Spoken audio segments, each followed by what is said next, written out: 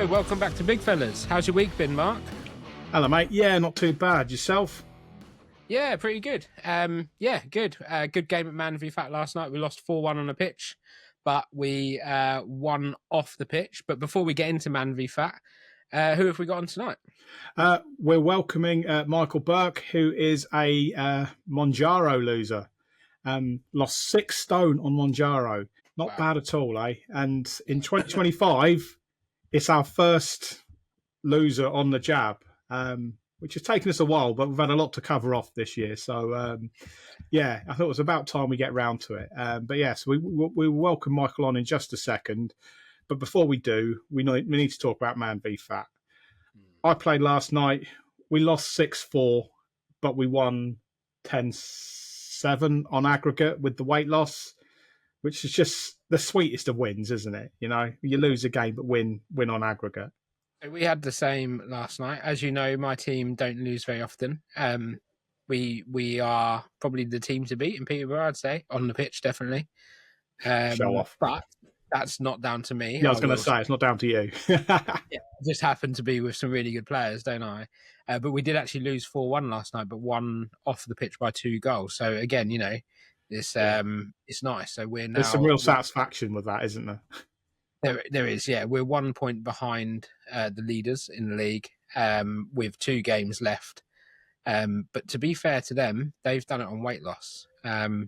So I'm kind of torn. Obviously, I want to win, but at the same time, I think if they do win the league and it's down to weight loss, it's kind of fair play. Kind of good. Yeah, exactly. Yeah, definitely.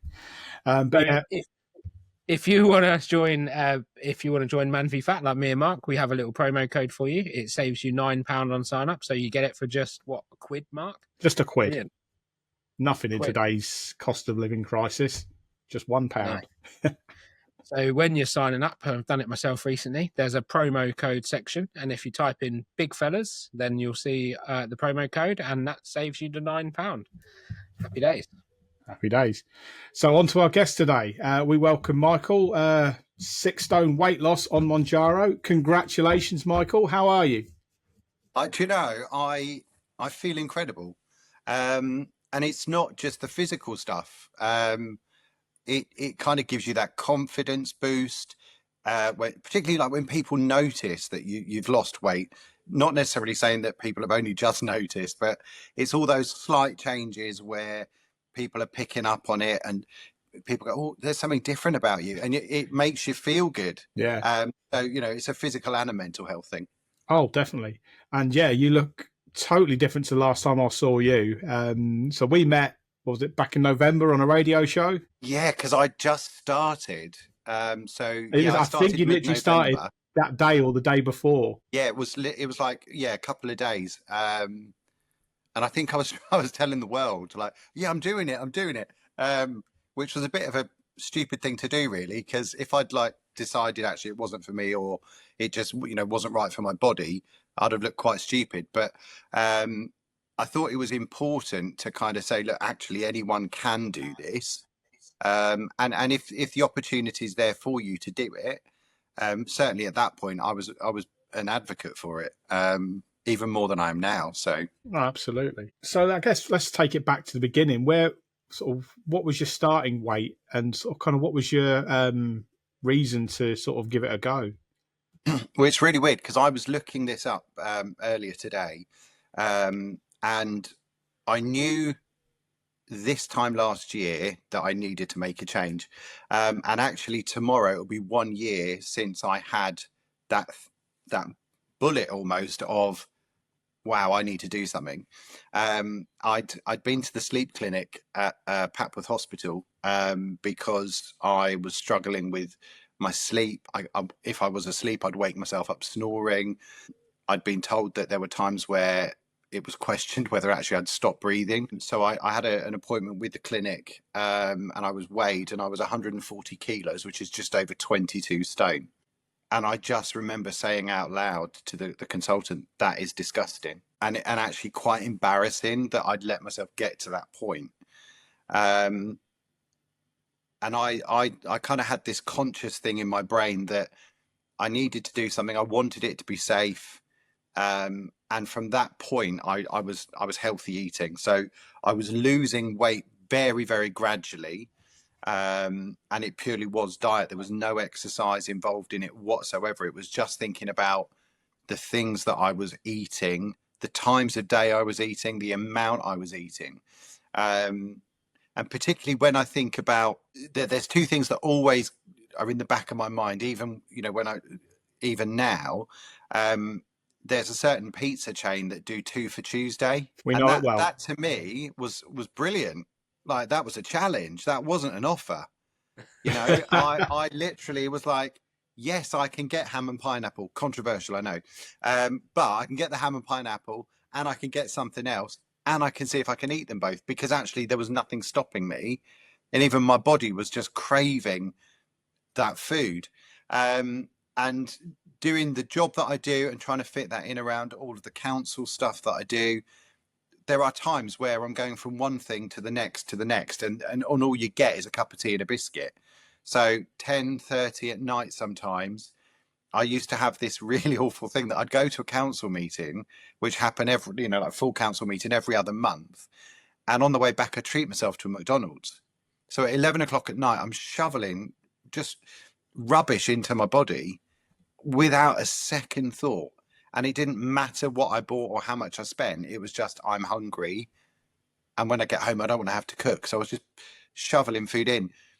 And both of those things immediately in my brain was that has to stop. So that was kind of like your line in the sand then, so to speak. It was like... Yeah. I now, well, I haven't bought any of those pizzas in over a year. That's not to say I haven't eaten pizza. Yeah. But I either make them myself or I'll buy one. And because my stomach has shrunk so much, I can't even eat half of one. So, you know, I just need to find 3 friends to come around and have pizza. Yeah. It's definitely a better way to enjoy pizza, I guess, isn't it? Just make it social, I guess. Yeah. Yeah. And actually, it's all right the next day as well. It's great cold. Yeah. It's boring, but yeah. And more importantly, mate, what's your health like now? How are you? Are you still with the sleep clinic? Has that improved as well? No, so I don't have sleep apnea anymore. Brilliant. That's the biggest transformation.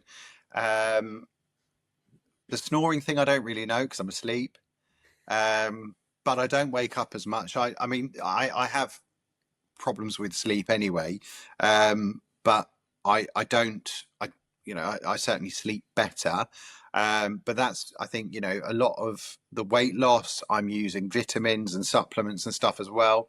So health wise, so much better. When I think of 6 stone, that's like carrying around a small child constantly.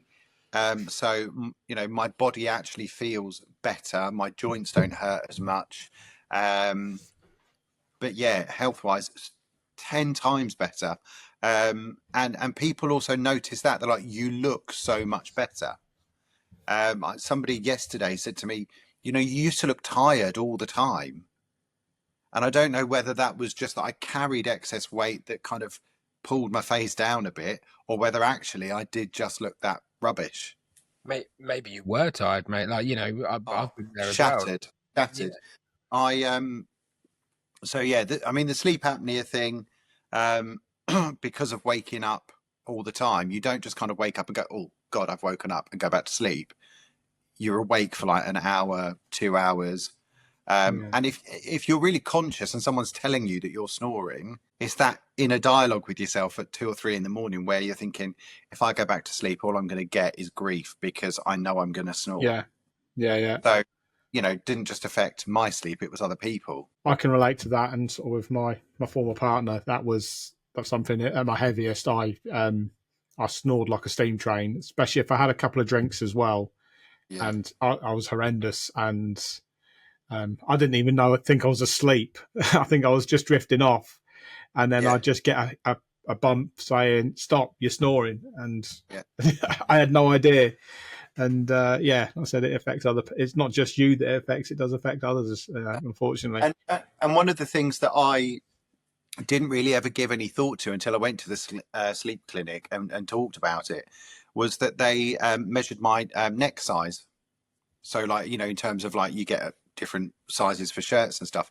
And they said to me that the biggest giveaway that you have sleep apnea and that you will snore to the point it will affect your health is that you can't see your Adam's apple. Okay. Which for me, I knew I couldn't.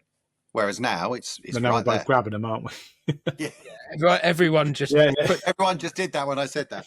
But so yeah, to lose 4 inches around my neck in the space of a year as well, and to be able to go into shops and try shirts on and think, oh, okay, yeah, that's a bit snug, but to be down to a 15.5-inch collar on a shirt, you know, is mind blowing.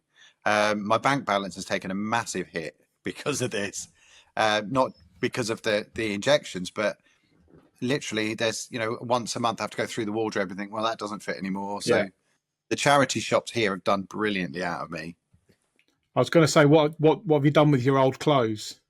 So they have all gone to charity shops. No. I think I took a bag of stuff to my sister and brother-in-law's, and he took some things out of it. And he said, you know, there's just stuff in there that I won't wear. So yeah, charity shops. Yeah, and the point I was getting at, it's the best thing to do is to get rid. I know I lost weight in the past and I kept hold of stuff and I put it away. I put it up in the loft, like fearing the worst. And it's like you're leaving the door open, and like again, you can't have that mindset. It's like this weight is gone and it's never coming back. But if you start saving some of your big guy clothes for a rainy day, you're kind of almost allowing yourself to get back into that situation. And that's obviously something that none of us want. There's literally 2 things that I kept because they have more of a sentimental or, you know, quite a personal meaning to me. And they're both hoodies. Yeah. And actually wearing them feels odd because they are so big. I mean, you know, sizing in different places, you know, we could be a large in one place and a medium in another, but the hoodies I've got are both XXL, and it's quite weird wearing that going into a shop knowing that I'm about to go and buy a medium. Yeah. But it's sometimes you the weather's a bit rubbish, you just want to feel comfortable, you're not going anywhere, just throw on a hoodie and some shorts, but it's enormous. Yeah. No, I can imagine, and that's something I noticed as well, was when you started actually. Well, the first step is, whilst you're losing the weight, is you can feel your trousers slipping while you're losing it, and then got to the point where mad. I had it was at a council meeting actually, so this is probably not the most appropriate thing to have had said to me, but somebody actually commented and said that I'd got a really saggy bum in my trousers because they were literally just hanging. So again, going from a 42 waist to a 36, it's mad. And the most ridiculous thing is that because I can now wear smaller waist trousers, I've now got 3 pairs of wide leg trousers, partly because they don't look like they should fit. They actually look quite trendy. Yeah. Whereas before they would have just looked ridiculous. It's a much nicer feeling being able to go into a clothes shop, and I don't know about you, but at my biggest, I wouldn't be looking at what I liked. I'd be looking at what would fit. Absolutely. Yeah. And I used to do that so much, and I would do it twice a year. I would occasionally buy things, but twice a year, and it would always be in the sale, always. And it was because I just knew that those bigger sizes would be available.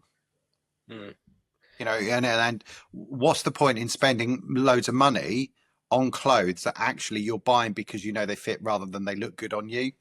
Yeah. Nice. Whereas, you know, now it's so much nicer to be able to go into so many different places, and just take stuff off the rack, go and try it on and feel good in it. And it again, it's that whole confidence thing in that I don't care what people think about what I wear. If I feel good in it, that's all that matters to me now. I remember saying to Mark, you know, when I went through and lost quite a lot of weight originally, I loved buying designer clothes. I've sort of calmed down now, but I think a lot of that was that for years and years I wanted to, like, if you've got a nice night out of works, do something like that. Sometimes you want to go and buy something designer. Mhm. And I remember going to John Lewis, places like that, and trying on so many different things, and it just never fit me the way I'd want it to. And I think subconsciously, once I'd lost the weight and I could fit into nicer stuff again, just needed to go out and buy a few bits just to sort of, I don't know, reward myself in a way. And, buying a few, Tommy Hilfiger bits and bobs, smaller brands as well, where actually you can get away with it now. And it's a nice feeling. Yeah, it does. It just makes you feel so much better because it's a massive achievement. Whether it's people like me that's lost 6 stone or whether you've lost 2 or 3, it's still that achievement, and you do have to almost reward yourself, and you can't do that in a way that you would normally, which is let's go out and have dinner and celebrate. Because actually, what's the point? You're just going to undo all that work you've done. So to be able to go and buy those nicer things, it's such a good feeling. It really is. That was going to be another question that I asked, actually, is that with what I had done, so I had surgery years ago, and I don't know if I'd have had Monjaro been on the market then. Me and Mark have talked about this a few times, haven't we, Mark? Yeah. One of the things that I still get now is this thing where when I'm dishing up dinner, I will still dish up a normal, what I would have called a normal portion, but I just won't be able to eat it. And it's never adapted to portion. Like, I will eat a portion that I should be eating, but I've still got that thing where I dish up too much food. Do you do that? What's it like on Monjaro? Do you get that? I do that, but the biggest turning point for me was actually Christmas Day, where we're at my sister and brother-in-law's house. There was loads of us there. I'd cooked some stuff and taken it there, and I said, right, I'm going to start dishing stuff up. And in my head, I'm like, I have to be really careful here, because if I try and put it all into my body, there's only one way it's coming out, and it's not going to be the normal way. And I just put a little bit of everything on the plate, and I had a side plate rather than a dinner plate, and I couldn't eat it all. So there are times where I will cook too much, but also consciously, because using the injections, you have that feeling of being fuller for longer and much quicker. So you don't have that kind of 20-minute window where your body and your brain suddenly go, oh, you're full. And by that time, you've already eaten too much, whereas you feel full quite quickly. So you physically don't want to put it in. And after a while, you start to think, hang on a minute, if that's going to happen, what's the point in plating it up? And it's just about being sensible in terms of what you cook rather than what you plate up. So knowing what a portion of each thing is versus what your portion of each thing is. But yeah, you still have that conscious element. There are times where I wake up in the middle of the night and think, oh, I'm hungry. What is there? And generally it's fruit and veg now, which is much better to be eating. But again, it's just thinking about the portion sizes of what you're eating. Yeah. So let's just take it back a bit. So you said your first stop was about this time last year, and you decided literally. Well, so by the time we're recording, it'll be a year tomorrow. Okay. So you made an initial change of just healthy eating, and what was that, for like 3 months or so? Was that? Yeah, it would have been. Yeah. Yeah. And then so how much did you lose then, and what was it then just made you decide I want to give the jab a go? I don't know after that 3 months what my weight was, because I didn't want to know. I just wanted to know that I'd lost some weight. And that was just being really, really conscious again with what I was eating, how much I was eating, the time of day that I was eating as well. And it was a conversation that I had at work with somebody. And I said, I think I want to do that. And quite discreetly, they said, I am doing that. Okay. And so we kind of, we were already very close. So it was okay to have that conversation. and it wasn't kind of out there. So it was just like the two of us. It was like this little secret that we'd talk about in the staff room while eating a lettuce leaf between us. And we would have these conversations, and I could see that there was quite a significant change in her appearance. And I thought, hang on a minute, if this is the real deal, why am I not doing it? And so we would swap discount codes and websites, and we'd look for the best deals. And I was kind of like, oh, I want to do it, but I don't know if I should do it. Oh, there's lots of side effects. And then one day, and I don't know what it was, I just kind of went, I'm just going to do it. And I went into work and I just said, I've ordered it. I've ordered it. It's arriving tomorrow. I know exactly what I'm going to do.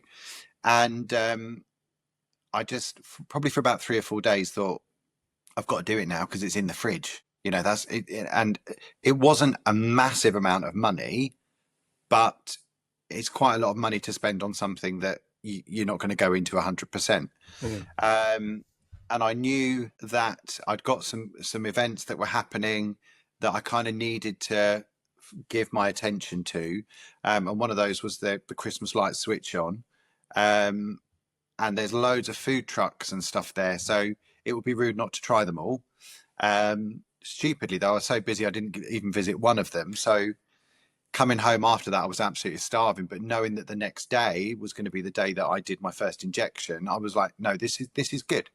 There's no, you know, what's the point in binging on all this food to then the next day be like, well, hang on a minute, that was a waste of money and time.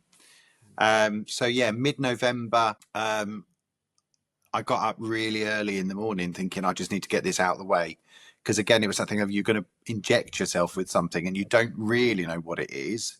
I'd done a bit of research, but everyone reacts differently to things. So it was a lot of, you know, there was a lot of hesitancy and it was quite unknown. But literally that day, I started to notice differences, you know, not physically, but one of the guys that I'd been working with on the light switch on rang me just to see how I was, because we'd had a really long busy day, and he said, I'm going to pop round, we're going for a Sunday roast, do you want one? And I was like, well, I don't really want to go anywhere. And he said, no, I'm going to bring you one round. And it was this massive dinner, and I just remember looking at it thinking, okay, this is another challenge, because actually I want to eat every single thing on the plate.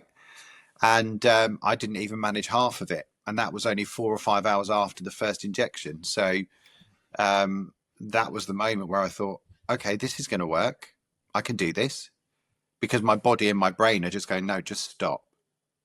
Whereas I'd not had that filter before. I hadn't been able to say stop. That's fantastic. And so I guess, what were your expectations going into it? Did you think it would be sort of like instant? Was it what you thought it would be? I didn't really set an expectation, if I'm honest. I didn't even buy a set of scales because, again, I didn't want to know my weight. And it wasn't until I was having those conversations afterwards at work, and it's like, oh, how much weight have you lost this week? And I'm like, don't know. I just knew I wasn't eating as much. And it was one of those moments late at night where I just thought, I might just get some scales just to see where I'm at, knowing that I started at 22 stone, 1 pound this time last year. I just want to see where I am.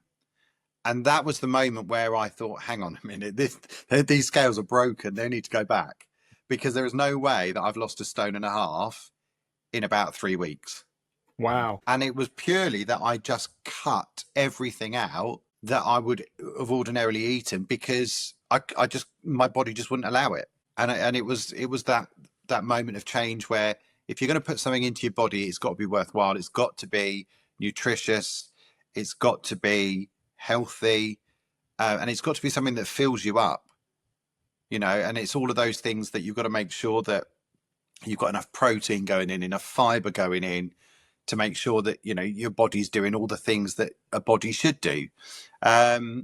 So that was when I started to think, okay, this is just incredible.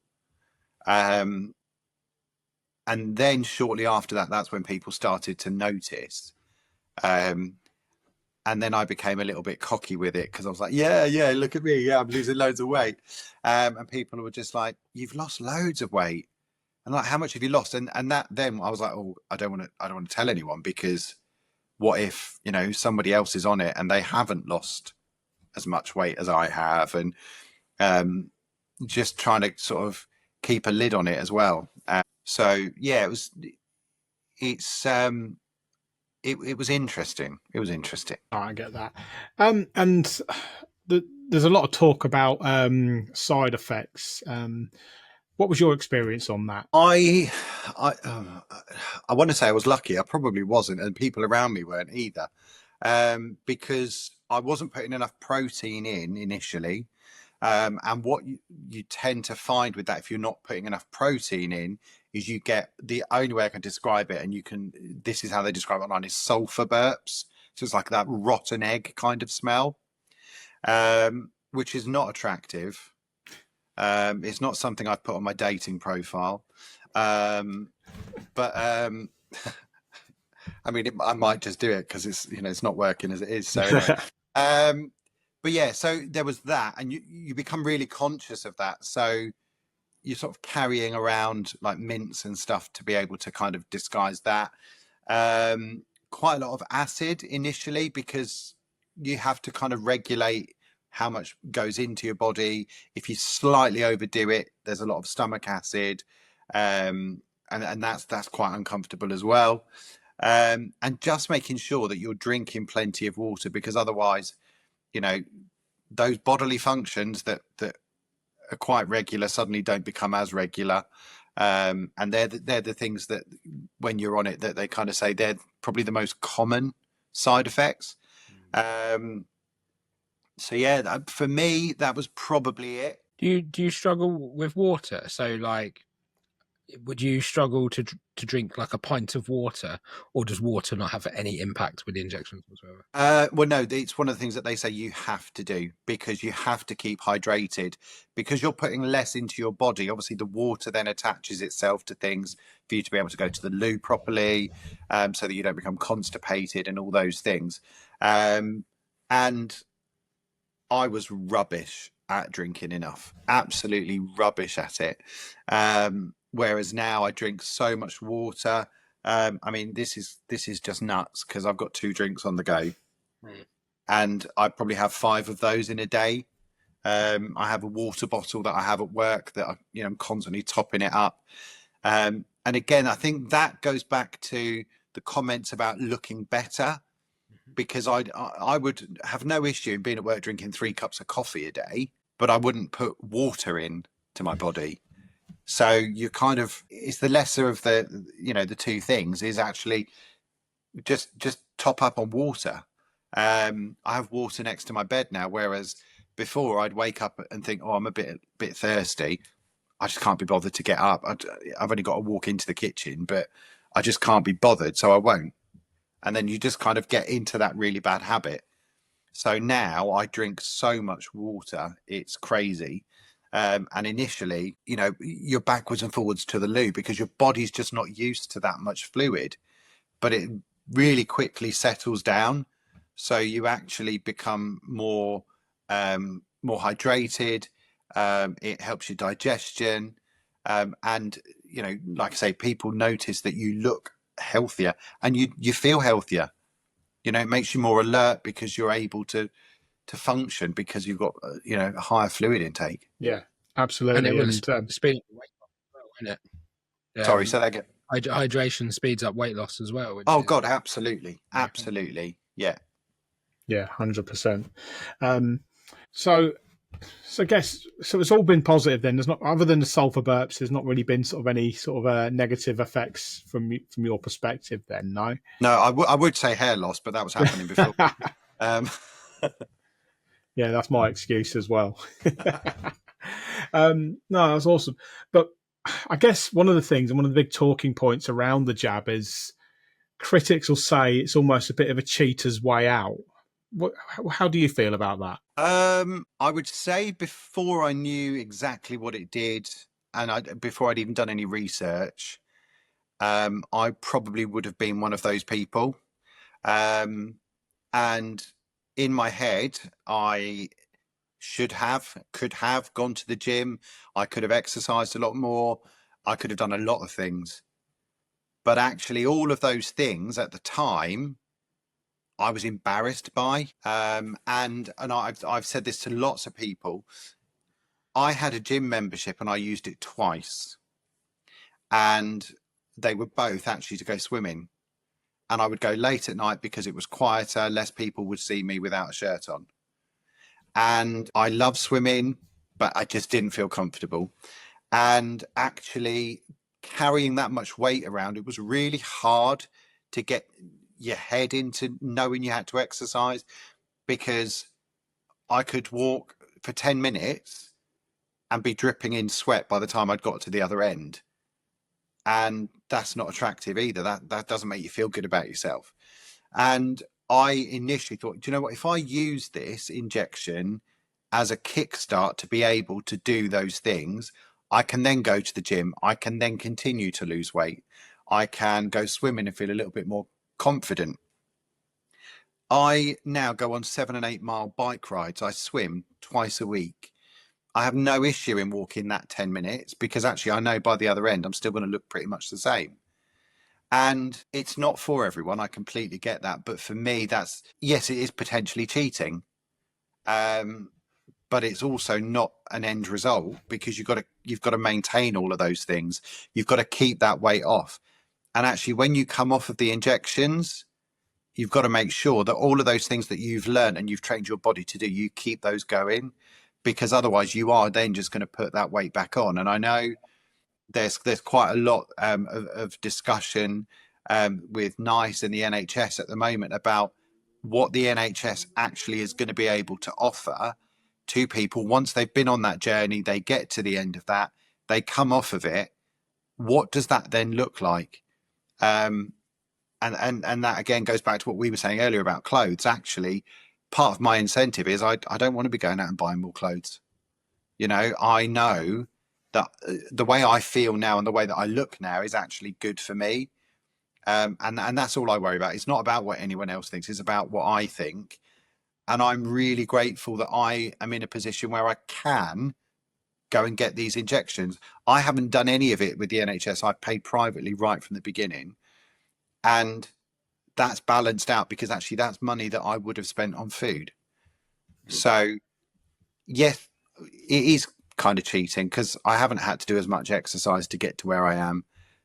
But on the other hand, it's given me the incentive and the ability more than anything to be able to go and do those things. My bike has been in the shed for 2.5 years, and I would just look at it and occasionally brush a cobweb off of it. Whereas now it hasn't got time to get cobwebs on it. I have no issue in going out on a bike ride. So yeah, it is eating, but not really. There's an argument there as well, isn't there, that your privately funded injections have cured your sleep apnea, which actually is saving the NHS probably quite a lot of money, to be fair. So yeah, I mean, I've never worked out what I've spent, but if you average it out, that it's maybe 150 quid a month, and I'm 9 months in. Are you still taking the injections now? Yeah, so I'm on the 10 milligram dose, which is there's another 2 steps that you can go up. I took a break, so I did November, December, and a little bit of January, and then for health reasons not related, I had to stop taking it for a couple of months, and then I had to start the whole process again. You can't just pick up where you left off. So I started back again. Sort of March, April time, and I've literally this week started the 10 milligram dose, which I didn't really think there would be much change from the 7.5. But what I very quickly discovered on Sunday night is that it's a big jump, although it's only 2.5 milligrams more. I started to get some of those side effects again, like the heartburn and feeling a little bit sick, and that was just by going up a dose. So it's kind of brought me back down to earth a little bit in terms of thinking about what I'm eating, how much I'm eating. So yeah, so I'm going to kind of just see how I go this month, and it might be that I stay on the 10. I might go up another one, who knows. but I've still got, I've still got a bit of a journey to go on. I'm not a fan of using the NHS BMI calculator and all of those things, because actually it's different for everybody. Yeah. But I am at 16 stone. I need to lose probably another 2.5 stone to be on the BMI scale of being healthy. But I will also know from the way that I feel and the way that I look whether actually I'm comfortable being there, or whether I just sit slightly overweight. Yeah, I don't know yet. We'll see. Do you mind if I ask where you've gone to get the jabs? Because I know there's so many different suppliers out there now. Yeah. So initially, and I wouldn't necessarily say that this is the right way to do it, but just from a financial perspective, I've used various companies. The first ones that I did was a discount code as a kind of referral from the person I work with. And I did that for a couple of months. And we would then, like I say, we would kind of say, oh, I've seen this online or that online. And there's different organizations that will support it. And then over time, there seemed to be this growth in lots of other places doing it. So some of the bigger high street pharmacies, for example, started to do it. I've seen that Morrison's supermarket, you can now go online and order injections through them. And I've had various kind of customer service, levels and things, and some of them do a check-in with you. So you have to do a video call for your weigh-in and your injection and stuff. Others, you just upload it. But I would always say to people, be really, really careful. Make sure that you know that it's reputable. I had something recently. I won't say which company it was, but I ordered the 10 milligram. So this is how recent it is. And I went through the whole process. It was approved on the same day. A doctor at their end had signed it off. 24 hours later, it was in my hands. I opened it and they'd sent me a 7.5 milligram. So I had to go through the whole process of sending that back for them to then issue a 10. They didn't have any in stock, but they didn't know when they were going to get it. And then I would be on hold for hours just trying to get an answer. And it all just became really quite awkward, because you're also thinking, I've only got a certain period of time before I have to start again. And having to have those really difficult conversations of like, hang on a minute, you've got my money, I need the injection. And the stupidest thing is that I read all the reviews and all the comments online about the organisation after I'd ordered it, which I should have done beforehand. And actually what I was experiencing, 32 other people in that same time frame had experienced exactly the same thing. And it's not just that, it's that worrying thing that you're buying a prescription only product and somebody somewhere isn't doing the due diligence in terms of checking that you've been given a prescription for one thing and they're sending you something else and they're signing it off. And it's all those kind of things. So it's just making sure that you're doing all of the things that I should have done. You're reading the reviews. If you know other people that are using the product, ask them where they get it from. Ask them about their experiences. But I would say I've probably used 4 or 5 different companies, and that is purely because there are discount codes if you sign up. You don't kind of get tied into having to buy it for 12 months or whatever. You can, you just get that first dose. And as long as you can evidence your previous prescription, a lot of places are really, really good about taking you through all the stages to make sure that what you're doing is safe. Yeah, I think that's sort of good advice, really, isn't it? If ultimately you're taking a medication, that you should use a reputable source and do your due diligence, so to speak. So, yeah, I totally get that. And I guess we'll probably start rounding that up there, Michael. But yeah, just one bit of advice for anyone that's thinking about doing it. What would you say? I would say don't be put off by all the horror stories. Yes, there are people that this doesn't work for. I was reading something this morning where somebody apparently is immune to the injections. there are side effects in every single medication that we take. You look at paracetamol, there are side effects. There are common ones, there are very rare ones. Any medication has side effects. If you feel that this is the right thing for you, give it a go. I have been incredibly lucky to have got to where I am. Just give it a go. You know, if it doesn't work for you or you don't feel comfortable, there's nothing stopping you from actually saying, do you know what, I'm not going to do this. That's fair. Yeah, I think that's a great bit of advice. And just again, wrapping up really, what's your long-term sort of plan? I'm quite interested in this because I've come across a company who now supply the injections. It's a lot more expensive, but they offer a PT service with it. So their method, their thought process, I suppose, is that the jabs give you the quick results that we're all looking for, I think. But then they're going to try and train people to kind of get the understanding of it, if that makes sense. What's your sort of long-term plan? Is it to continue with the jabs or try and come off them at some point? I'd like to come off them. And I think long-term, yes, I will, because I think you can only do it for a certain period of time anyway.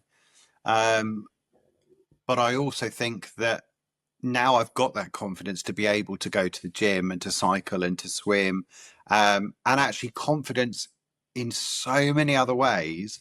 There's something quite cool about being able to just carry yourself differently. You know, this is such a ridiculous thing, but sometimes, and I don't know if you guys do this, but sometimes you just need to shut the world out a little bit. And I quite like going to the supermarket and put my headphones on and just listen to music.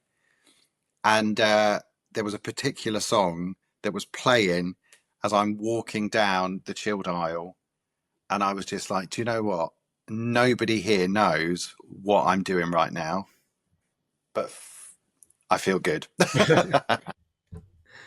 Brilliant. So I just want to feel the way that I feel physically, mentally. It's amazing. It's not the answer to mental health, but it helps massively if you can carry yourself differently. And what you see in the mirror, you're starting to like that just a little bit more. Yeah, 100%.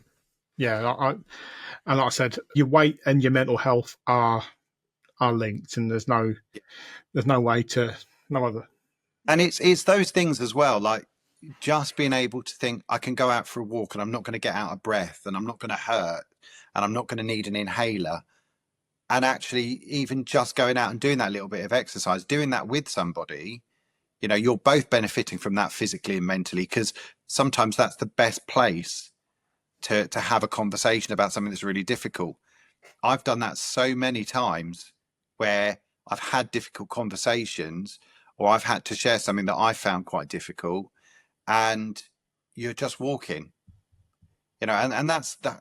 For some people, that's really difficult to be able to do either of those things, the talking and the walking. Yeah. I'm just really fortunate now that I can do both. Yeah. No, it's so true. And that's really good to hear. And like I said, the people will debate whether or not it's the right way to do it. That the facts are, for a lot of people, including yourself, it has worked. You've lost over 6 stone, and that's fantastic. And ultimately, we're a men's weight loss podcast, and the result is you've lost the weight. And yeah, for that, we applaud you, mate. And so, thank you, Michael. Well done. And we wish you all the best on your future endeavours, and hope you get that extra 2.5 stone off. And yeah, like I said, it will be the before and after pictures there will be quite striking, I'm sure. Well, I have them on my phone and I show them to people, and they're just like, that is not the same person. Yeah. And that is purely 12 months apart. So, you know, if I can continue to look younger, I'll be well happy with that. Oh, fantastic. We love that. Well, no, that's awesome. And thank you, Michael, for coming on, and thank you for taking the time to sort of share your story with us. But yeah, no, it's been a great episode, and yeah, we wish you all the best, and we will see you guys on the next episode. So thanks for tuning in, guys, and see you soon. Thanks, Michael. See you soon.